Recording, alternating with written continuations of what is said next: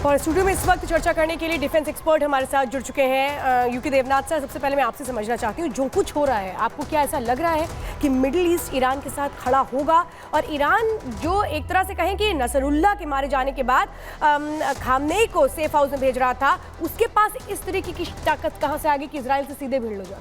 अभी तक जो हुआ है 3 बजे तक जो हुआ है उससे तो यही लग रहा है कि मिडिल ईस्ट में कोई भी मुस्लिम देश, अरब देश जो है ईरान के समर्थक में फौजी तौर पर सामने नहीं आया। हाँ, ओआईसी की बैठक के बाद कुछ मुस्लिम देशों ने डिप्लोमेटिक और पॉलिटिकल मैसेजिंग दी थी, जिसमें उन्होंने बयान जारी किए थे कि इस युद्ध में वो फिलिस्तीन के लोगों के साथ हैं। लेकिन क्या इन मुस्लिम देशों में 57 देश हैं, क्या इनमें से कोई भी आके ईरान के साथ खड़े होकर इजराइल के विरुद्ध युद्ध करेगा? यानी अपनी फौज को, अपनी नेवी को, एयरफोर्स को, टैंक तो बख्तरबंद गाड़ियों को युद्ध में कमिट करेगा? अभी तक इस मिनट तक इसके कोई आसार नहीं है, लगता है होगा भी नहीं, क्योंकि गल्फ के आसपास जितने देश हैं, चाहे हम अबू धाबी, कतार, कुवैत, ओमान, इन सब का नाम ले सकते हैं, इनमें से कोई भी देश ईरान के साथ नहीं जाएगा, क्योंकि वो सब अमेरिका के साथ बहुत मित्रतापूर्ण और मजबूत रिश्ते रखते हैं। इजिप्ट जो है वो भी कैंप डेविड एग्रीमेंट साइन करने के बाद अब इजराइल का अभिन्न मित्र है। और तो और सऊदी, जो कि अपने को एक टाइम में कोशिश कर रहा था कि वो सारे मुस्लिम देशों का, सुन्नी देशों का अग्रणी लीडर बन जाए, सऊदी ने तो अब कोशिश कर रहा है कि किसी तरह से अब्राहम अकॉर्ड साइन करके इजराइल के साथ दोस्ती कर ले, क्योंकि अमेरिका ने उसको बिलियंस ऑफ डॉलर्स का इनाम देने का वादा किया हुआ है।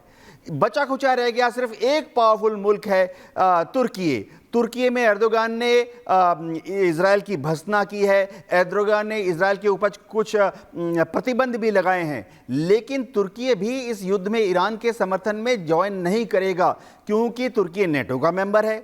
तुर्की की दशकों से दिली ख्वाहिश रही है कि वो यूरोपियन यूनियन ज्वाइन कर ले।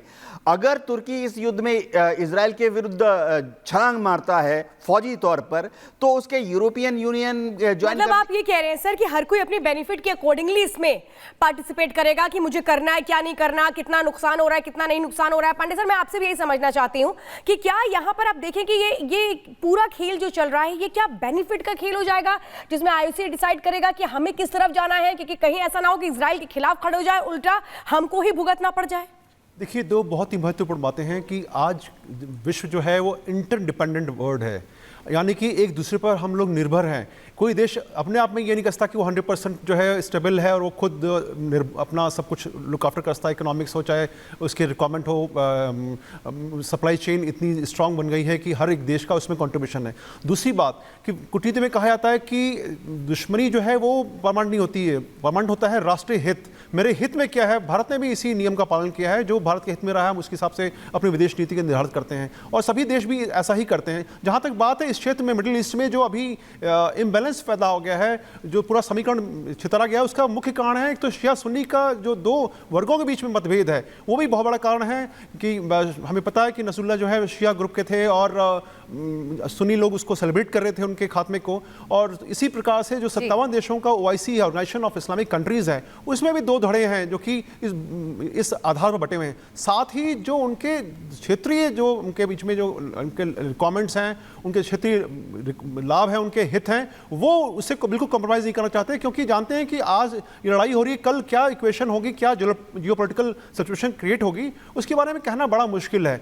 जहां तक बात है युद्ध की, जो अभी आज की ताज़ा स्थिति है, बिल्कुल बिल्कुल सर, ये वो सभी पहलू हैं सर जिनको समझने की जरूरत है और इन पर हम लगातार चर्चा भी कर रहे हैं। और सवाल भी खड़ा होता है कि मिडिल ईस्ट में क्या महायुद्ध की स्थिति बनती दिखाई दे रही है, क्योंकि तस्वीरें तो ऐसी हैं। ईरान ने दावा किया है कि उसके मिसाइल हमले में इजरायली खुफिया एजेंसी मोसाद के मुख्यालय को नुकसान पहुंचा है। जी हाँ, ईरान ने तस्वीरें भी जारी की हैं। ये तस्वीरें आप देख रहे हैं, ये तस्वीरें ईरान की तरफ से जारी कर दी गई हैं और बता दिया गया है कि इसमें खुफिया एजेंसी मोसाद का एक बड़ा ठिकाना ध्वस्त हुआ है, उसे निशाना बनाया गया है, बर्बाद हुआ है। 2 तस्वीरें टीवी स्क्रीन पर। ईरान ने मिसाइल दागी, एक बार नहीं कई बार रॉकेट और मिसाइलें दागी गई, हमले हुए और निशान पर मोसाद मुख्यालय भी और इस बीच एक और बड़ी खबर, यूएन महासचिव पर इजराइल में बैन लगा दिया गया है। इजराइल ने गुटेरेस पर बैन लगाया है। ये बड़ी जानकारी इस वक्त आपको बता रहे हैं। यूएन महासचिव पर बैन लगाया गया है क्योंकि जिस तरह से तमाम वो स्टेटमेंट निकलकर सामने आ रहे थे, वो ये दिखा रहे थे कि कैसे ईरान का साथ निभाते नजर आ रहे थे गुटेरेस। और अब देखिए किस तरह से बड़ी कार्रवाई की गई है इजराइल की ओर से। यूएन महासचिव पर बैन की कार्रवाई बहुत कुछ दिखाता है कि कितने गुस्से में है Israel. That's about 30 feet deep. और बिल्कुल तमाम खास मेहमान इस वक्त हमारे साथ में लगातार बने हुए हैं। Group captain UK Devnath sir, जिस तरीके से हम ये देख पा रहे हैं कि यूएन के महासचिव पर बैन लगा दिया है इजराइल ने। इजराइल बहुत क्लियर है अपने एक्शंस को लेकर, जो उसने कहा था क्या लग रहा है कि उसी रास्ते पर वो आगे बढ़ रहा है, जो भी रास्ते में आएगा उससे वो लड़ेगा। जी हाँ, एंटोनियो गुटेरेस के बयान से इजराइल काफ़ी परेशान था, लेकिन मामला थोड़ा हास्यास्पद है राजनीतिक एंगल से अगर देखें। इजराइल एक छोटा सा देश है, अगर वो कोई बैन लगाता है तो इसके हिसाब से कुछ फ़र्क नहीं पड़ता, क्योंकि यूनाइटेड नेशन में जो भी महासचिव होते हैं उनको 200 देशों ने एक साथ सिलेक्ट किया है। बहुत ही लंबा, बहुत ही डेलिब्रेट प्रोसेस होता है जिसके द्वारा उनको अपॉइंट किया जाता है या उनको हिलाया जाता है। यूएनएससी में 15 मेंबर हैं, 5 मेंबर एस्तो मजबूत हैं जिनके पास वीटो पावर है। इसके अलावा जब महासचिव का चयन होता है तो बाकी जो 180 देश हैं वो भी वोटिंग करते हैं। तो ये बहुत ही सांकेतिक कदम है। इसका असल में यूनाइटेड नेशन, यूएनजीए या यूएनएससी के कार्रवाई में कोई फर्क नहीं पड़ेगा।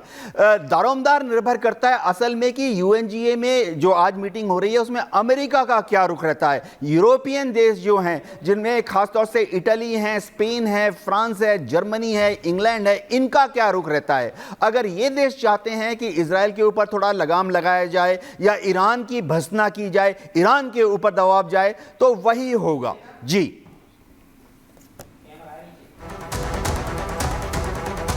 सर, एक बात और मैं जानना चाहती हूँ। देखिए, ये बहुत बड़ा कदम है। अगर आप यूएन महासचिव को बैन कर रहे हैं तो ये बिल्कुल दिखा रहा है कि जो इजराइल है वो कितने गुस्से में है और किसी को बर्दाश्त नहीं करेगा, वो किसी स्टेटमेंट को बर्दाश्त नहीं करेगा।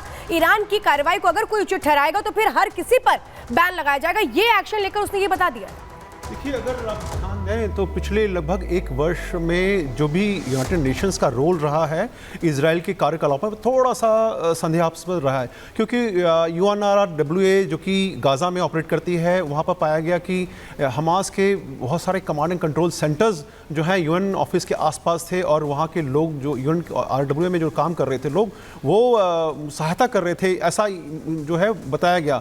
अब कितनी सच्चाई है इसके बारे में कहना थोड़ा सा मुश्किल है, लेकिन जो सामने है वो तस्वीरें यही हैं। लेकिन इसका भी शिकायत की, इजराइल ने शिकायत की, अमेरिका ने भी कहा कि भाई ये गलत बात है कि उनको आप प्रशा दे रहे हैं, ये मिलिटेंट्स हैं गाज़ा के, हमास के लोग। तो उसके बाद से ही चल रहा था कि भाई जो ये महासचिव सेक्रेटरी जनरल हैं कुछ रोल प्ले करें गुटेरेस साहब, लेकिन उस तरफ से कोई खास एक्शन हुआ, केवल जो है कुछ कह दिया गया कि भाई नहीं आप इसमें इन्वॉल्व मत होइए। अभी की जो घटना है कि जो बैन किया गया उनके, जब हम कह रहे हैं बैन किया गया, इसका मतलब ये कि यूनाइटेड नेशंस के सेक्रेटरी जनरल इजराइल में ट्रेवल नहीं कर पाएंगे।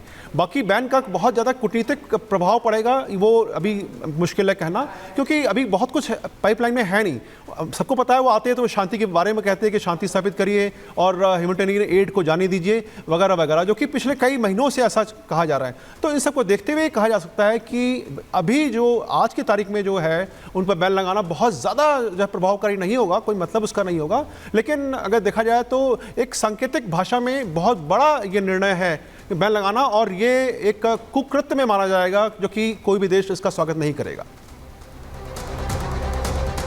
बिल्कुल सर, जिस तरीके से आपने लगातार बताया कि बहुत ज्यादा कूटनीतिक असर यहां पर नहीं पड़ेगा। हालांकि इजराइल लगातार अभी कल भी ये बात कहता नजर आया कि आत्मरक्षा के लिए हमें जो करना पड़ेगा हम वो करेंगे, जो भी रास्ते में आएगा उससे हम भिड़ते हुए नजर आएंगे। फिलहाल सर, आप दोनों का हमारे साथ जुड़ने के लिए बहुत बहुत शुक्रिया।